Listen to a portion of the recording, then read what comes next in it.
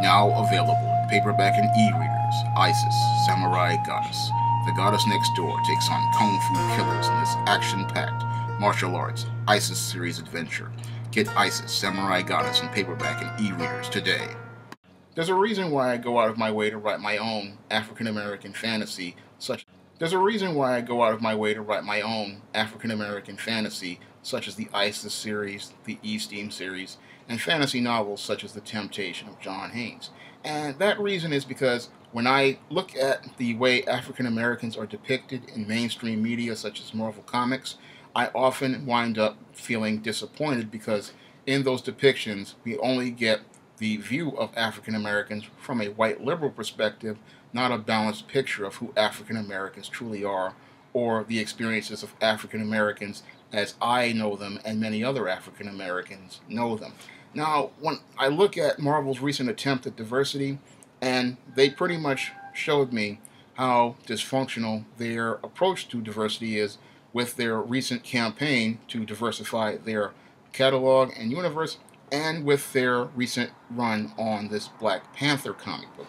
Now, when it came down to this Black Panther comic book, Marvel was making a push for so-called diversity.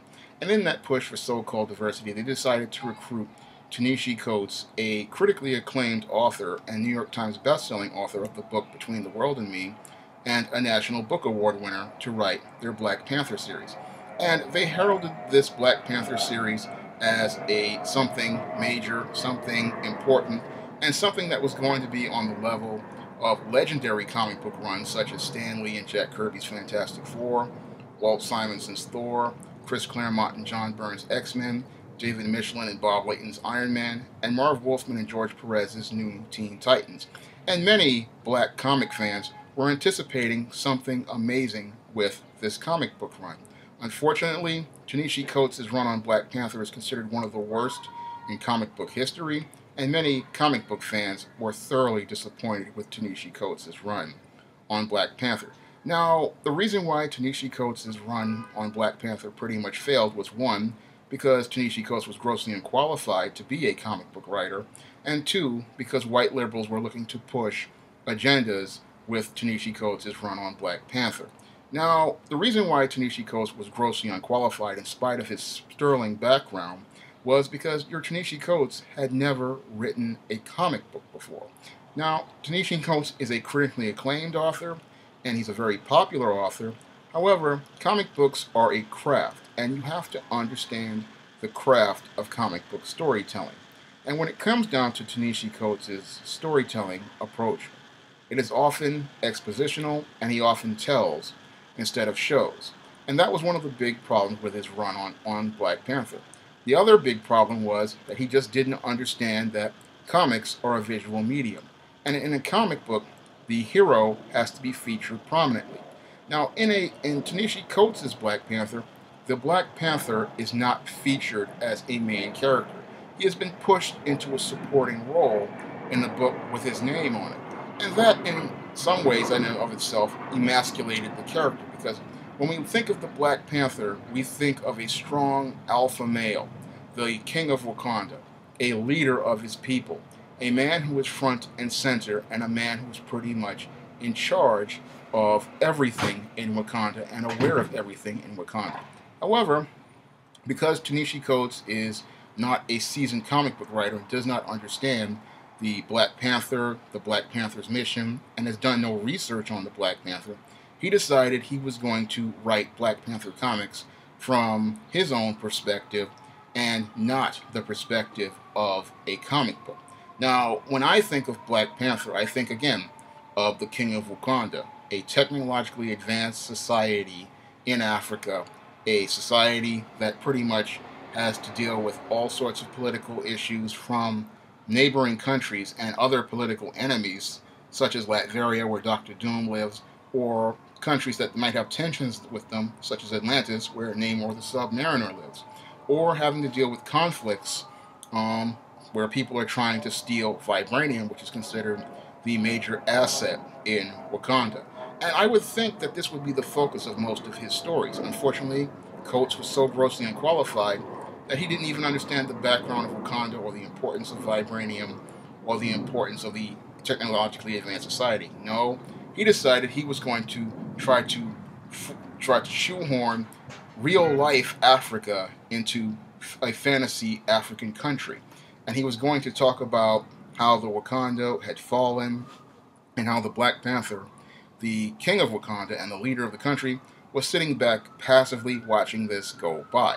Completely out of character for the Black Panther character, who was known to be a bold man, an aggressive man, and a leader. Pretty much a guy who takes charge, and if he saw his country in crisis, would be making efforts to protect his people. But your Ta-Neshi Coates didn't want to write that story.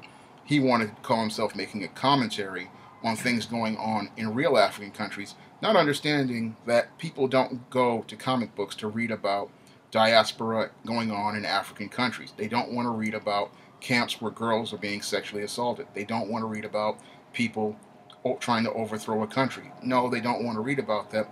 They want to read an escape where this Black Panther character is taking on his enemies, such as Claw and other characters, and trying to protect the King of Wakanda, and working on trade with people like Tony Stark and Reed Richards, and also working with them towards fighting against crises on teams such as the Avengers. That's what people wanted to see in a run on Black Panther. Unfortunately, Ta-Neshi Coates decided he wanted to go in a different direction. And one of the reasons why he wanted to go in that different direction is because many of the white liberals at Disney pretty much wanted to go in this different direction. Now, it's no secret that Marvel, a subsidiary of Disney, has been going out of its way for the last 25 years to push a homosexual agenda.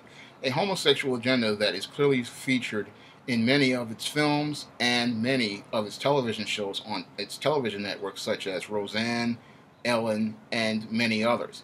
And this whole push for a homosexual agenda was pretty much made front and center for your black run of Black Panther by Ta-Neshi Coates.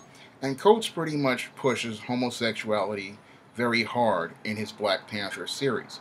And when we look at Ta-Neshi Coates' push for homosexuality, it often parallels that of Alice Walker back in 1985. Now, back in 1985, Alice Walker won a National Book Award for the novel The Color Purple. And inside of the novel The Color Purple, the themes in that book were the misandristic presentation and negative portrayal of black men, the promotion of black feminism, and the whole push of black lesbianism. And when we take a look at Ta-Neshi Coates' run on Black Panther, we see that he's pretty much pushing many of the same things. When we look at the way he presents the Black Panther, he goes out of his way to present a misandristic view of the Black Panther, and he goes out of his way to emasculate the Black Panther by making him an ancillary character in a book with his own name. So he pretty much degrades this Black Panther character by emasculating him in his own book. And then he pushes black female empowerment and then says that the black woman is a victim by, in one issue, promoting the whole idea of these whole camps where these females are being sexually assaulted and making it look like the Black Panther is weak by passively watching him go by as this goes along. And he also goes out of his way to emasculate the Black Panther character in one comic panel by presenting him again in this Hulkbuster type armor. And the way he is positioned in the armor is almost like a baby inside of his mother's womb. A very disturbing and dysfunctional image. And then we look at Ta-Neshi Coates' run on Black Panther, and he pushes homosexuality very heavily with these Dora Milaje guards. Now, these Dora Milaje guards are presented as a sort of masculine-female force of guards that have to protect this Black Panther. And when you think about the whole concept of Black Panther having female guards, that's pretty much a very emasculating thing. Ask yourself a question. Why would an alpha male like the Black Panther, a man who has taken the heart-shaped herb, which gives him enhanced strength, enhanced speed, and enhanced stamina, need female guards to protect him? The whole concept of those guards was to emasculate this Black Panther and make him appear to be weaker than he actually is. Why does he need two women to go fight Dr. Doom for him? Why does he need two women to go out and fight for him? I look at that whole part of the story, and that's dysfunctional. And that part of the story, again, shows me that this guy is coming from the Black Panther from his perspective and possibly a single mother perspective, because when it comes down to many of these black males out here, they don't understand that you have to stand up and fight for yourself. They think that if they have trouble, they can go get mommy or they can go get a woman to fight their own battles. And that's a dysfunctional way of thinking. A man like the Black Panther would be going out to fight his own battles. He'd be going out to stand up for himself. This is what men do, but in the pages of Ta-Neshi Coates' run of Black Panther, he goes out of his way to emasculate this Black Panther to push the white liberals' homosexual agenda. And that agenda gets pushed further and further to the forefront of this book, which pretty much takes away from the action and adventure that people wanted and goes out of its way to try to push this lesbian romance to the forefront and in its way pretty much derails the book from what it is. Again, a comic book is supposed to be a book featuring a story about the main character.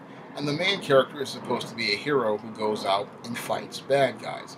People were waiting for this New York Times best-selling author to give them a Black Panther book featuring this Black Panther going out and fighting the bad guys, but they never got that. No, they got a bunch of exposition, a bunch of emasculating the main character, and then a push to try to push this lesbian narrative. And that lesbian narrative got pushed even further to the forefront as this Ta-Neshi Coates went out of his way to recruit a black feminist writer, Roxane Gay, to write a Black Panther spinoff.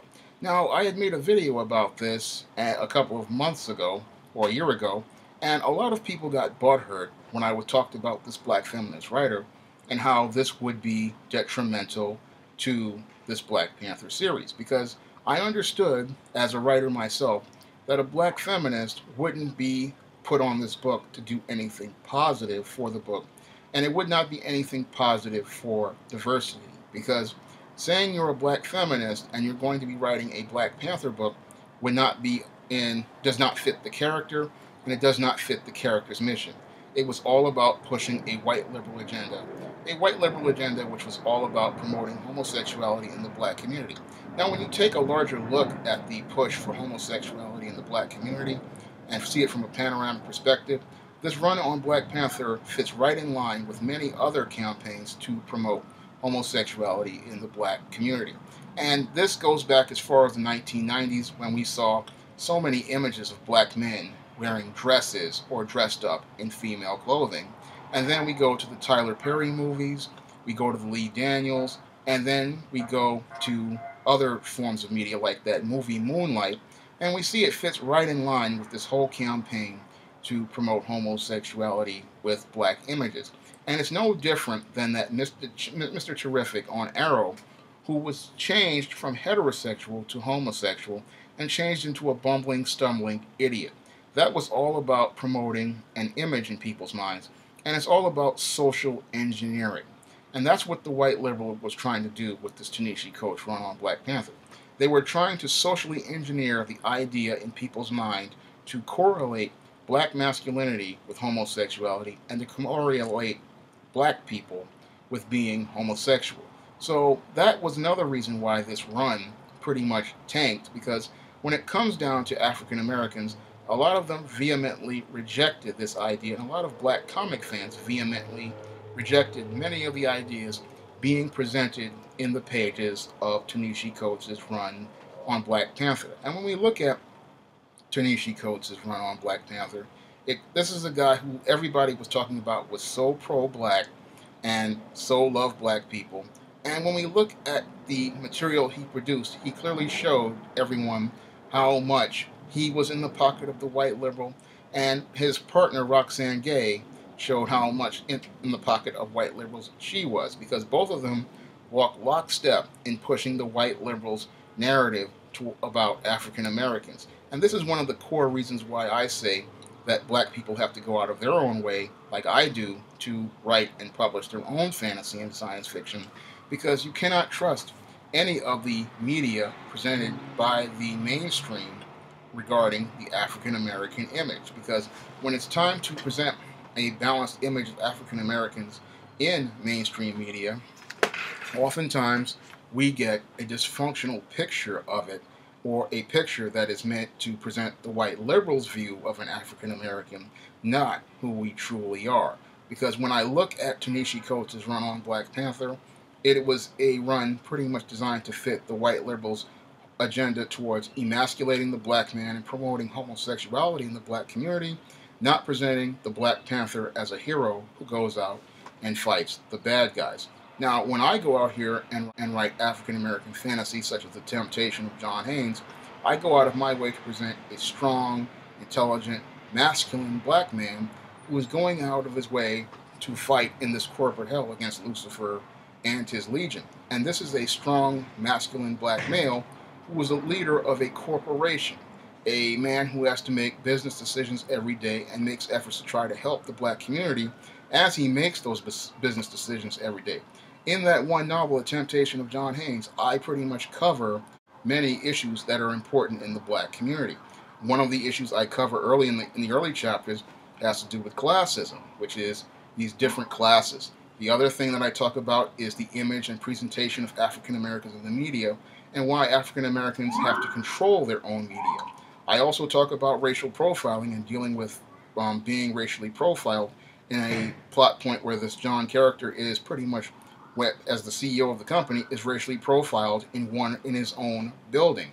So I talk about a lot of things that go on in the African American community inside of this fantasy story where this man is supposed to be tempted by the devil and a she-demon, and I go out of my way to present our issues at the forefront. Moreover, I also talk about group economics and why it's important for black people to support black businesses, and why it's important for black businesses to go out of their way to support smaller black businesses and protect black business institutions.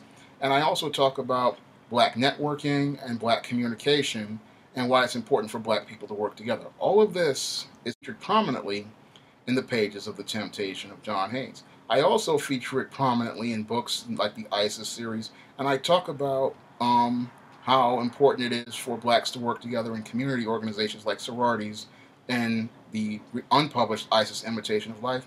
But I also talk about other issues in the black community in the ISIS series, such as in The Beauty Myth, where I pretty much talk about black self-esteem and black self-image and black beauty. And I also go out of my way to feature things like black-owned businesses and to present black-owned businesses in a positive light and why it's important for there to be support for black-owned businesses.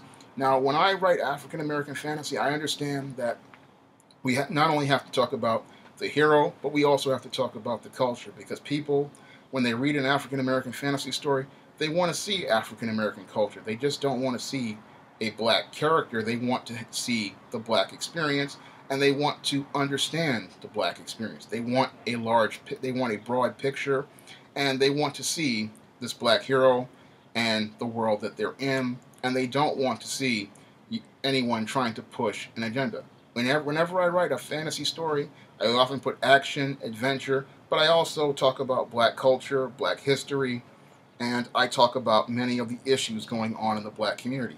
For me, that's what makes a great action-packed, black fantasy story, because I want the reader to come in and see these these characters that are black and see them having the same adventures as white characters, but I also want people to learn about our culture and our experience. And that was something I could agree with that when I was watching the Professor Black Truth video.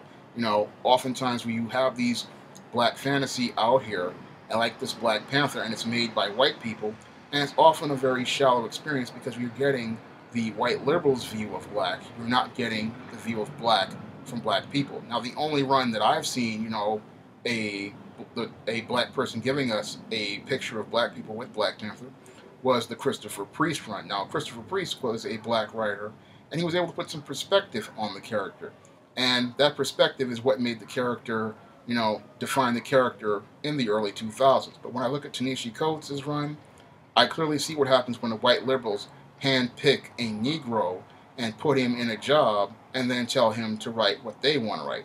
That's the difference between a black writer and some black guy that they just handpick for a job, because this guy pretty much was not qualified to write Black Panther, And it showed me that, it's important for us to write our own stuff and publish our own stuff, because you can't trust mainstream publishers to publish things and promote things, because they're going to promote an agenda that is detrimental to black people. Because I look at many of the media images and much of the media that features African Americans, and it seems like there's a constant push to promote homosexuality and an effort to denigrate heterosexual black men, black on black love, and black people having interpersonal relationships with other black people in a positive fashion.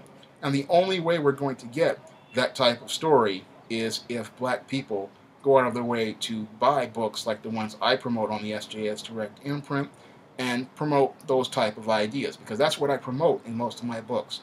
Books like The Temptation of John Haynes, I go out of my way to promote black on black love, black business, black group economics, black empowerment, and black leadership. And in books like the ISIS series, I promote a positive image of black women, a balanced image of black women, a humanized image of black women, and action and adventure featuring the Nubian and Egyptian gods.